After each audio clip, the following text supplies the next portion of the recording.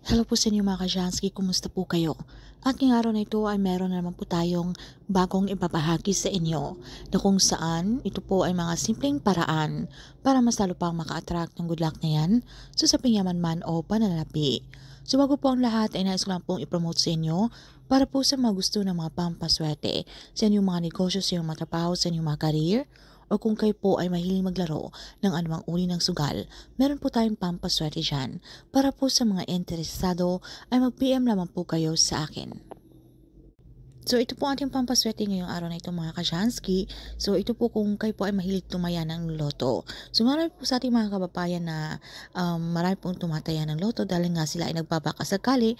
Dahil nga kung ma-hits nyo po ang jackpot, one time big time nga naman talaga at hindi mo na po problemahin pa ang bukas. So meron po tayong mga pinapangalagaang numero, okay? Depende po yan sa inyo. Meron po tayong mga kinukumbine-combine ng mga numero, okay? So itong mga numerong ito na meron po kayong pinapangalagaan, pwede po nating bago po kayo tumaya, pwede po kayong magbigkas ng isang orasyon na ito po ay makakatulong dahil ito pong orasyon na ito ay para po sa mga uri ng sugal, okay? Na makakatakpo ito ng swerte sa inyo. Pero yung mga numero ninyo sa loto, ito po ay nakadepende sa inyo. Kinakailangan na malakas po ang inyong paniniwala para ito po ay mag-work sa inyo. Wala po tayong pagkaalinlangan at hindi lamang po natin ito sinusubukan dahil gusto nating malaman kung totoo nga ba ito o hindi. So kung kayo po ay walang, hindi po 100% ang inyong paniniwala ay wag nyo na lamang pong subukan dahil masasayang lamang po ang inyong oras. So gawin nyo lang po ito mga ka-Jansky bago po kayo tumaya ng loto. Gamit po ang dahon ng laurel. Dito po sa ating dahon ng laurel mga ka-Jansky, isulat nyo lang po yung inyong 6-digit number na inyo pong pinapangalagaang mga numero. Alright? And then sa likuran nito mga ka-Jansky, isulat nyo lamang po itong ating orasyon na makita nyo po dito sa ating larawan. Ito po ay isang orasyon na mabisa po sa pantawag po ng swerte para ang swerte po ay kumapit sa inyo o lumapit po sa inyo. So ito po ay para ma-activate ang energy, pwede po natin itong dasalan. Kung kayo po ay Katoliko, pwede po natin sambitin yung ang isang ama namin at sumasampalataya ako. Pero kung hindi nyo naman po ito kabisado or iba po ang inyong religion, wala pong problema. Pwede nyo pong sambitin ang inyong mga personal na dasal. Basta ang importante dito mga ka-Jansky, tayo po ay sincere, tayo po ay taos puso na tayo po ay kapag nakikipag-communicate kay universe.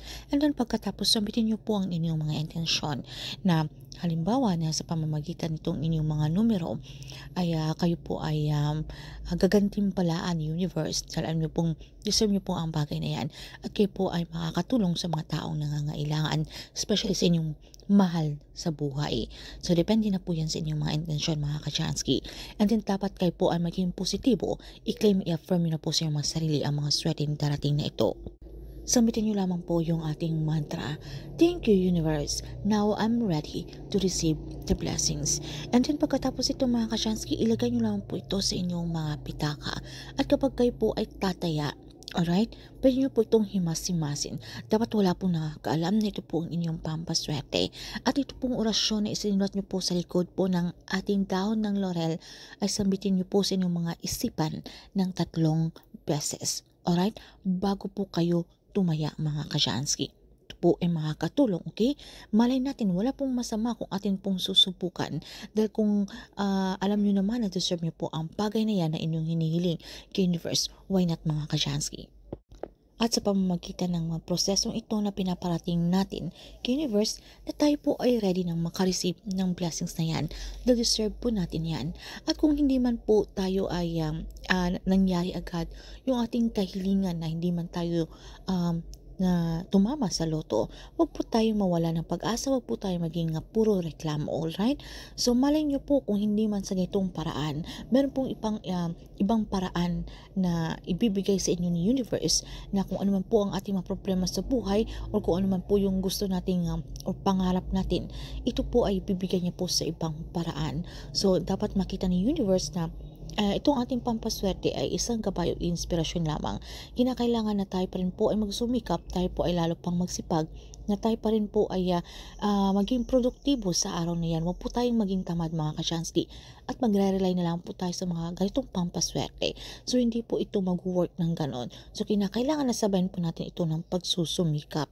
At syempre lagi kong pinapaalala sa inyo na ito pong pagtaya ng loto ay kinakailangan inyo lamang pong libangan. Meron pa rin po kayong mga pinagkakaabalahan na mas importante na ito po yung pinagkukunin nyo ng inyong pangkabuhayan. So ito po ay dapat meron tayong ekstrang pera. Hindi po ito na lamang po yung ating focus, na ito na lang po yung ating binabantayan na tayo po ay mananalo, tayo po ay mananalo. So hindi po ito ganun yung tipong tayo po ay nagkabaon-baon na sa utang. So dapat i-balance po natin mga kasyansky, alright? So yun lamang po and good luck po sa inyo. So kung meron po tayong mga katanungan o hindi man masyadong klaro sa topic na ito, ay paki-comment na lamang po sa ibaba. And anyway, sa mga gusto pong umorder sa atin ng money oil, itong ating money oil, malakas po itong mag-attract ng swerte mga kasyansky. Lalo na po sa kung ikaw po ay mahiling magsugal.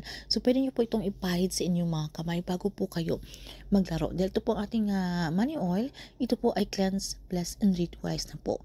Para sa mga interesado ay mag-PM naman po kayo sa akin.